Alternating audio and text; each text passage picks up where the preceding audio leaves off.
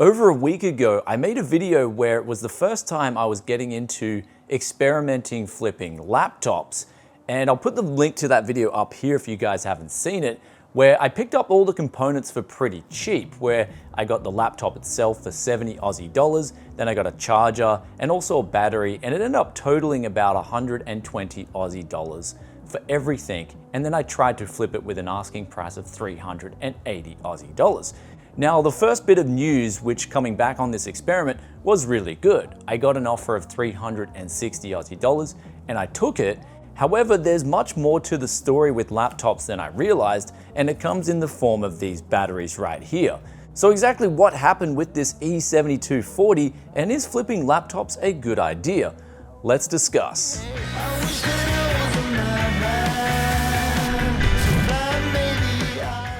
So looking at this E7240 laptop, it had everything that a lot of people would want for something mobile. It was small, 12.5-inch screen, had 8 gigabytes of RAM, an SSD, and also an i7. Even though that i7 was only 2 cores, 4 threads, but for some reason I've found when selling used products, people always love that i7 branding. Even if it's slower than a newer i5, they'd much rather get something used and pay more for it on an i7 that's older than a newer i5 or an i3.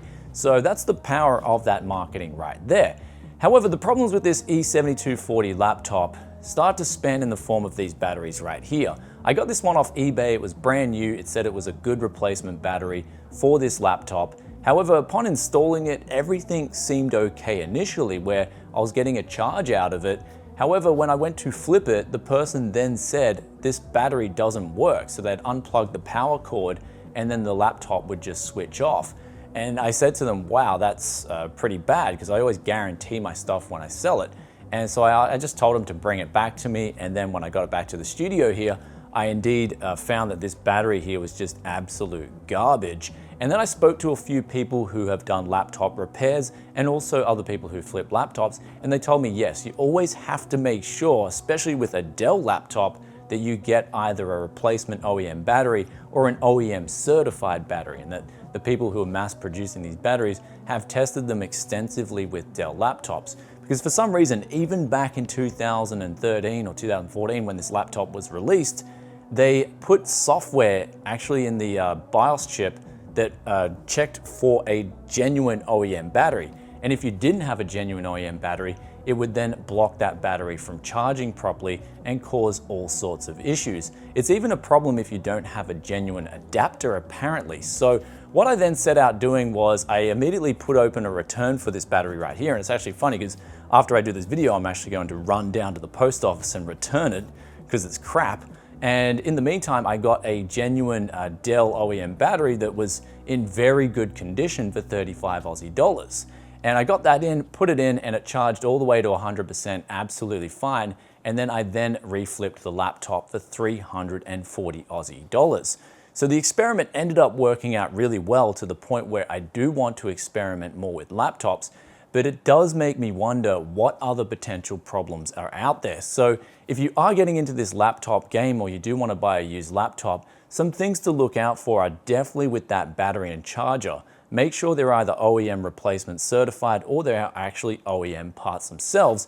And those used parts, especially if they are used, they haven't got a swollen battery on them and they're not used heavily. Because even if it is a genuine battery, if it's been used for an extensively long time, then most likely the integrity of the cells inside that battery are really bad, to the point where you're not going to get much real world usage out of it. So what I have now been told with laptop batteries is they are very important to get the right part. You'll see a lot of these cheap Chinese ones that, even though they come in $10, $20 cheaper than the ones that actually work, they're just going to be wasting you, and if you potentially sell it like I did, just a lot of headaches and time wasted. So from here on in, I learned a big lesson, and that was just to go from a reputable seller that's got really good feedback selling these batteries right here. Another thing I noticed too about this battery versus the one that I replaced it with, because the laptop's already sold, it's already done, the person who bought it now, the second person, is now really happy. But one thing I noticed was this battery here was a lot lighter, and it felt just a lot flimsier and cheaper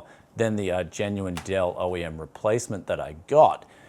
So the experiment did end up being a success, And apparently there are some workarounds if you do get one of these batteries and it doesn't work properly. Like you can go into Windows and disable like the battery options in there and try and go into the BIOS and change some settings. But I realized in the long run, that's probably not going to be a good thing, because Dell, and I especially found with things like HP and stuff, they really know what they're doing when it comes to locking down a BIOS, where even stuff like this that's 7 or 6 years old has really good protections in place to the point where it hasn't been cracked. So from here on in, me personally, I'm only going to be going with proper replacement parts if I do get laptops in. And another thing you guys told me to do was, I missed out in the first video, was to replace the thermal paste. So I did do that. I did give it a good clean down, take it off, replace the thermal paste, even though I don't have any B-roll footage here because the laptop was gone. I had a short turnaround time because when I put it up for sale again, the person came and bought it pretty much instantly. So that must have meant, in the grand scheme of things, the price I was asking for it in its condition was pretty much fair. And then after I sold it, I did go on eBay. And one thing you can do if you want to get a rough estimate of how much your stuff is worth is just go on eBay and click on completed listings, and then you'll see the average price some of those things are selling for. So these laptops were selling actually for around about $380. I think someone even got like $500 for it, but I think that was a better model. Another thing that came out of this experiment too, especially compared to used gaming PCs, was I got so many inquiries in like a week. It was just insane the amount of inquiries I got, but a lot of people did not follow through. Like they just message you, hey, is this available? Is this available? And I got spammed with that. And then actually it was like probably 1 in 20 people wanted to follow through. So I, in total, think I got around 40 inquiries, and I got the initial sale and then they returned it. And then I got the second sale and that went through. So one thing that I was happy about, the first sale that came back, the person was actually really grateful that I was able just to refund them and help them out straight away, because I guess maybe they've been hosed on used marketplaces before. And so when I just said, sure, bring it back, I've got no qualms with that, they're actually really happy. So that transaction, even though it ended up in a negative sort of time wasting position for me, the person ended up saying, look, if you get these laptops in the future, let me know. So they're keen because they know that I was genuine as a seller and I was willing to help them out. So that's why I guarantee always, if you're on the marketplace and you've got a good feedback profile and you offer guarantees, it's always going to help people in the long run. Anyway, with that aside, I hope you guys enjoyed today's video. If you did, then be sure to hit that like button. Also, if you've got any more tips or tricks with laptops, then drop them in the comment section below, because I love reading your thoughts and opinions on this topic. For me personally, I think it's warranted a second try to get into it and try selling a few more laptops, because it was a little bit of fun. I got to admit, I love trying new things and experimenting and seeing where it goes. And this was one of those things that in the end came out to be a positive experience. Though speaking of comments, we've got the question of the day, which comes from Random Corner, and they ask, is Snowman T4 RGB single fan enough for Ryzen 5 2600? And they're referring to the Snowman cooler that's off AliExpress. We'll put the link up for that video here. And basically, yes, this cooler is great for a Ryzen 5 2600, 3600, even something like a 3700X for overclocking too. It does a phenomenal job, not just in its cooling and its noise, but its price performance as well. Though I will warn one thing, shipping delays from AliExpress are real right now. So depending on where you live, you may be waiting a long time. I'm still waiting over a good month and a half for that 12-core Xeon to come through, and some of those motherboards for the V3 Haswells. So delays are real right now, just keep that in mind. But yes, the Snowman T4, even the RGB version, is good for that 6-core. And hope that answers that question, and I'll catch you guys in another tech video very soon. As always, if you stayed this far and you're enjoying that content, you want to see it the moment it drops, then you know what to do. And also hit that like button for us, and I'll catch you in another tech video very soon. Peace out for now. Bye.